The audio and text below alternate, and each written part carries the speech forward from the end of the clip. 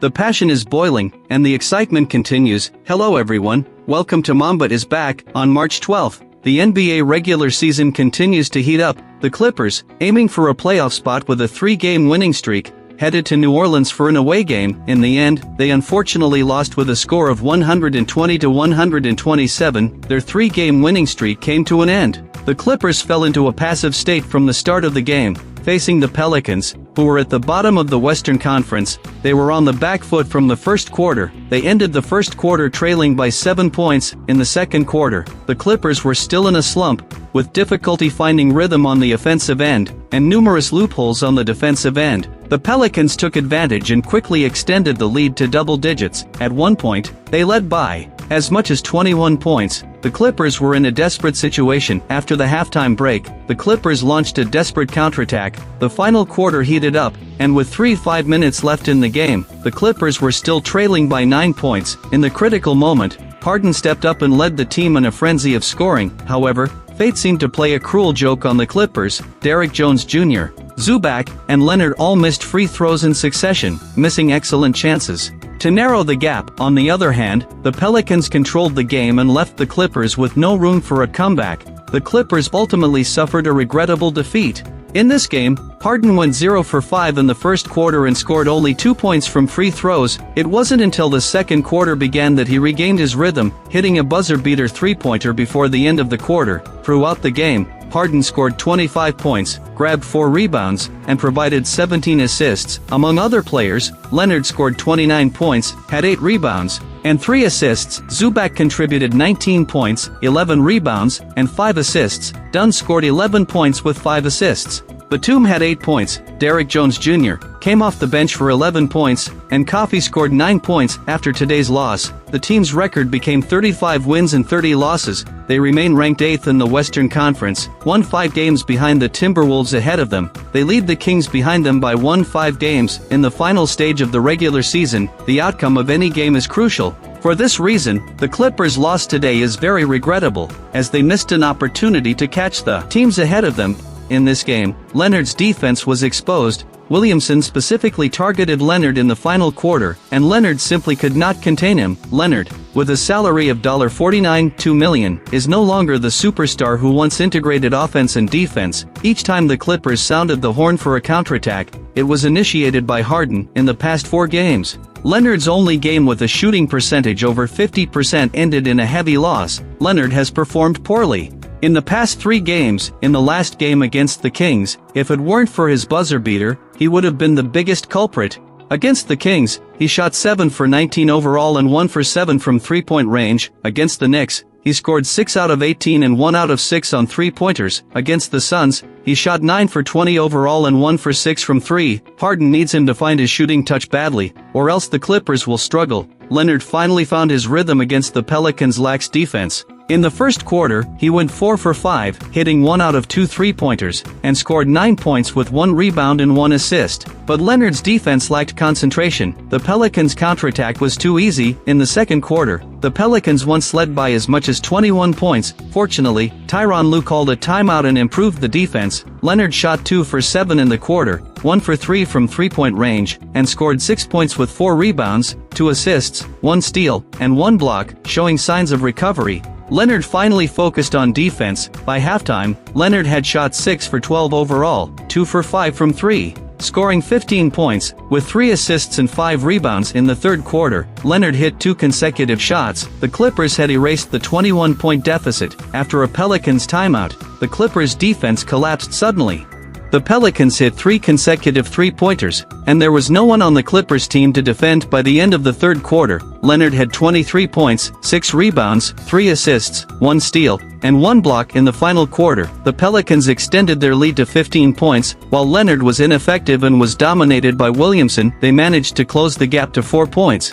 Thanks to Harden's leadership in a crucial moment, Leonard was once again beaten by Williamson, forcing Tyronn Lue to call a timeout. In a crucial moment, Leonard was once again beaten by Williamson, forcing Tyronn Lue to call a timeout. In the final 16 seconds, Leonard's putback was meaningless. Without suspense, he still went for a dunk to pad his stats. As the game came to a close, in the entire game, Leonard played 36 minutes, shooting 12 for 20, 4 for 8 from 3, and 1 for 3 from the free throw line, scoring 29 points, 8 rebounds, 3 assists, 2 steals, and 2 blocks. He had a field goal percentage of 60%, a three-point shoot percentage of 50%, and a true shoot percentage of 68%. Even with the current roster, there seems to be little hope, because today's game was a game where the main players won all points and the substitutes lost all points. The gap between the first and second units is enormous, especially for Leonard, Harden, and Zubac. The pressure on them is immense, because they all need to play around 40 minutes.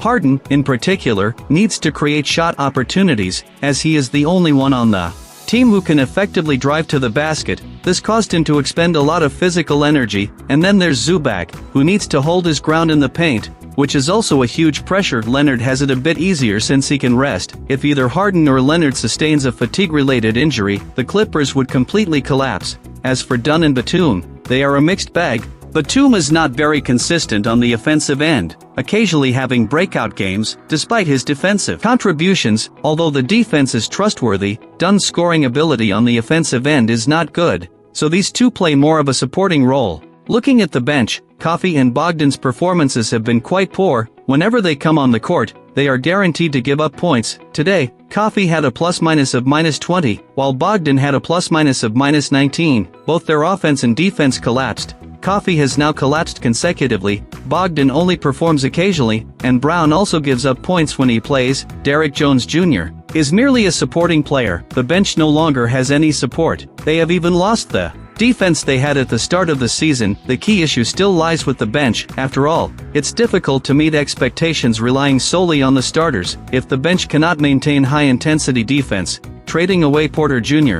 was one of the biggest blunders. So even though Leonard is gradually warming up, they are unlikely to meet expectations in the playoffs. Let's take a look at the remaining schedule for the Clippers this season. The Clippers have a record of 34 wins and 29 losses, currently sitting 8th in the Western Conference. In the upcoming schedule, the Clippers will face the Heat in back-to-back away games. In terms of injury reports, the Clippers have Ben Simmons, knee, Norman Powell, hamstring, and Eubanks, hip contusion, as questionable. For the Heat, Nikola Jovic, hand, and Drew Smith, Achilles, will be out, while Alec Burks, back pain, and Terry Rozier, back pain, are questionable. Recently, the Heat have a record of 29 wins and 35 losses, ranking 9th in the Eastern Conference, and they are on a 4-game losing streak after being overturned by the Hornets in their last game 102-105. Looking at team statistics, the Clippers average 110.8 points, grab 43.7 rebounds, and make 24.7 assists per game. The Heat average 110 points, with 43.7 rebounds and 26.4 assists per game. The Clippers have a slight edge in scoring, but the Heat have more assists and their offensive organization is relatively smoother. Additionally, the Clippers average 9.6 steals and 4.6 blocks, which is more than the Heat. On the defensive end, the Clippers have stronger deterrence, but their three-point shooting percentage of 35.7% is slightly lower than the Heat's 36%. In terms of win-loss predictions, the Clippers have Harden. While Leonard is likely to rest, the Clippers have strong offensive capabilities, but back-to-back combat physical fitness is a hidden danger. Additionally, Powell's absence affects their outside shooting. The bench lineup is also quite lacking. The Heat are playing at home and are eager to end their losing streak. Adebayo and Harrow can provide stable output. ESPN predicts a 54% win probability for the Clippers, giving them a slight edge. However, the gap in strength between the two teams is not significant. The game is expected to be closely contested. The path ahead for the Clippers is full of challenges,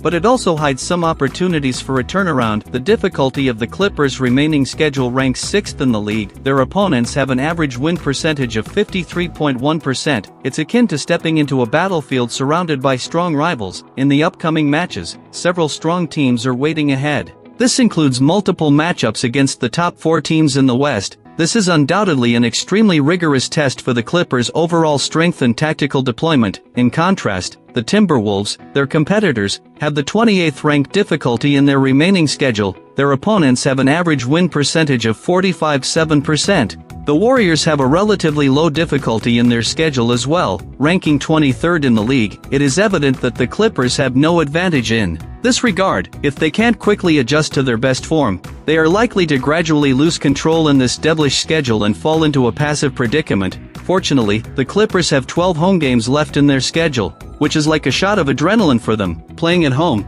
the team can feel the roar and support of the fans filling the arena. The familiar environment is also like an exclusive stage created for players. It helps them showcase their skills and tactics to the fullest.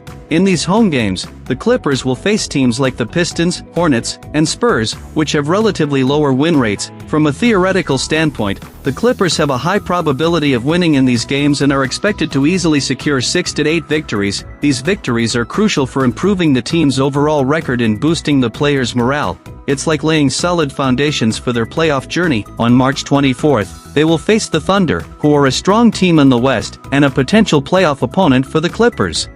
This match will be a golden opportunity for the Clippers to test their true strength. It will also allow the team to adapt and advance to the intense pace and high-level confrontation when facing strong teams. If they can successfully defeat the Thunder, it will inject strong confidence into the Clippers players, making them more motivated in the upcoming matches. On April 10th, they will face the Rockets, who are also highly ranked in the West. The significance of this game for both teams, vying for higher rankings in the West, is self-evident. The Rockets are currently ranked 5th in the West, and if the Clippers want to improve their ranking, they must give their all in this game. Once victorious, they can not only close the gap with the Rockets but also accumulate strong momentum for subsequent ranking competition, becoming an important springboard towards higher rankings. Now, looking at the two competitors behind them, the Timberwolves and Mavericks. These two teams have relatively easy schedules remaining. Although the Mavericks have very few players left to compete, their schedule is relatively easy. Thompson leads the Mavericks and can win many games.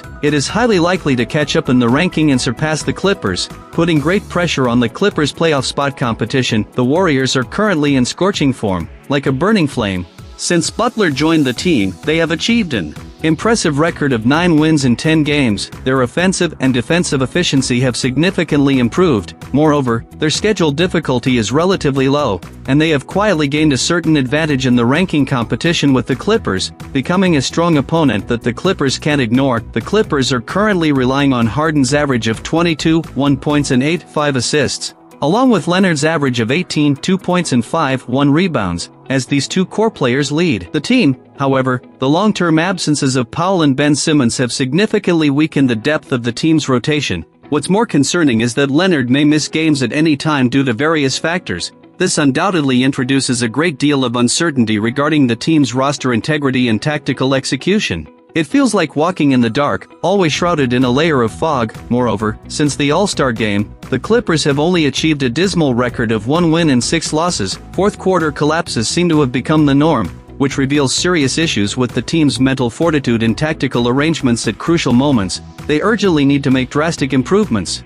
Given the current situation, it is extremely challenging for the Clippers to directly secure a playoff spot. They not only need to win direct matchups against teams like the Heat and Thunder, but also aim to score as many points as possible in clashes with other strong teams. Otherwise, the Clippers could very well fall out of the top 9 and completely miss the playoffs. It is expected that the Clippers will finish their remaining games with a record of 10 wins and 9 losses, ending the regular season with a record of 44 wins and 38 losses. If they want to successfully break through in such a difficult situation, the Clippers must meet the following conditions. First, Harden and Leonard guarantee an average of 50 plus 15 points per game in the remaining games, carrying the team forward with outstanding individual performance. Second, improve defensive efficiency in the final quarter to the top 10 in the league, currently ranked 22, completely solve the problem of collapse in the fourth quarter. Third, achieve 3 wins or more against strong teams such as the Warriors and Rockets, demonstrating strong competitiveness in key battles. Only in this way can we make a breakthrough in the playoffs.